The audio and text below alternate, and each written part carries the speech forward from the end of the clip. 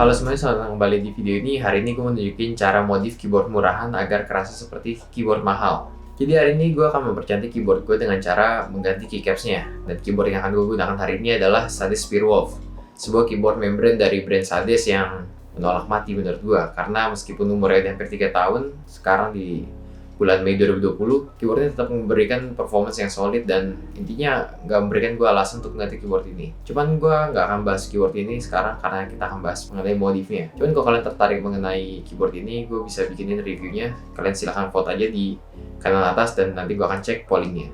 Kembali ke alasan mengapa gue melakukan modif kecil-kecilan pada keyboard ini.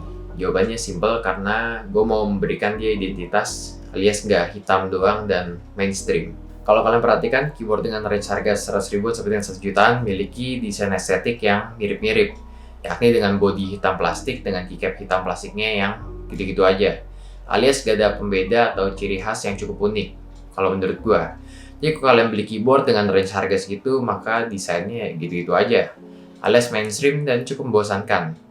Lalu gimana cara spice up-nya biar kerasa lebih keren? Pertama, yang paling mudah adalah gue mengganti keycaps pada keyboard ini. Di sini gue menggunakan keycaps dari Click-Clack. Keycaps ini menyediakan 2 pilihan warna dalam satu setnya, dan menurut gue ini adalah advantage yang cukup bagus. Karena kalau diperhatikan di produk lain kebanyakan satu warna doang, dan dengan campuran 2 warna ini jadi gue nggak perlu beli 2 set keycaps untuk modif keyboard gue. Tapi nggak hanya ini aja, masih banyak keycaps lain di e-commerce, jadi kalian bisa cek-cek sendiri mana yang paling cocok buat kalian. Baik lagi, gue pilih warna grey and white karena gue mau ngejar warna tone yang monokrom. Dan keycaps ini gue bandrol dengan harga 190k. Memang bukan harga yang murah, tapi ini adalah harga entry level pada dunia entusiasnya keyboard. Dan harga segini gue dapat keycaps dengan layout standar dan full size. Tapi sayangnya keyboard Sades Spearwolf ini punya layout enter yang beda, jadi keycapsnya nggak bisa dipasang. Dan gue berakhir dengan 2 keycaps bawaan kayak gini. Tapi overall dengan ganti keycaps jadi kerasa lebih mantap. Ban keycapsnya lebih tebel, feelsnya matte gitu, agak bertekstur, dan gue suka banget. Bahkan tanpa RGB dari keyboard sekalipun, keycaps ini tetap kelihatan fontnya dengan jelas. Meskipun ada beberapa key yang gak konsisten fontnya, seperti pada nomor 3 yang kelihatan lebih kurus bila dibandingkan dengan angka lainnya. Tapi ini kekurangan yang minor dan gak masalah bagi gue. Dan satu hal lagi, keycaps ini kompatibel ke semua keyboard yang punya model plus pada switchnya. Jadi kalau keyboard kalian masih pakai membrane seperti keyboard legendaris Logitech K100, ya nggak bisa. Untuk proses pemasangan, pertama kita harus copotin keycaps bawaan dari keyboardnya itu sendiri, dan kita bersihin dari debu dan kotoran yang udah menumpuk. Untuk membersihkannya di sini gue menggunakan alkohol, dan setelah dibersihkan baru kita pasang lagi keycapsnya.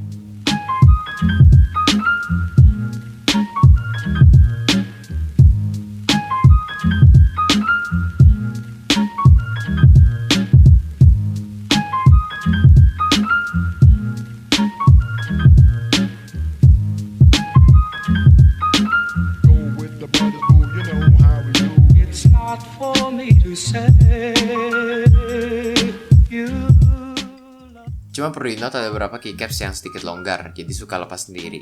Tapi ini masih bisa gue akalin dengan cara gue kasih lem sedikit. Modif selanjutnya yang gue lakukan adalah pada armrest pada keyboard ini. Pada keyboard Sades Spearwolf kita diberikan armrest plastik yang menurut gue cukup keren. Cuman karena ini hanya plastik hitam jadi kerasa boring. Di sini gue spice up dengan cara memberikan kulit sintetis putih yang biasanya ada di jok-jok mobil. Ini harganya murah banget, satunya cuma 25.000 dengan ukuran 140 x 50 cm. Untuk pembuatan armrestnya sangat gampang. Pertama gue potong kulit seukuran armrest gue menggunakan cutter yang tajam dan gue kasih lem ibon. Cuman agak susah untuk memotong sudut tertentu dengan cutter biasa. Gue saranin kalau kalian mau potongannya rapi pakai pen cutter seperti ini. Dan pada akhirnya akan terlihat seperti ini. Keyboard yang tadinya hitam polos jadi white and clean.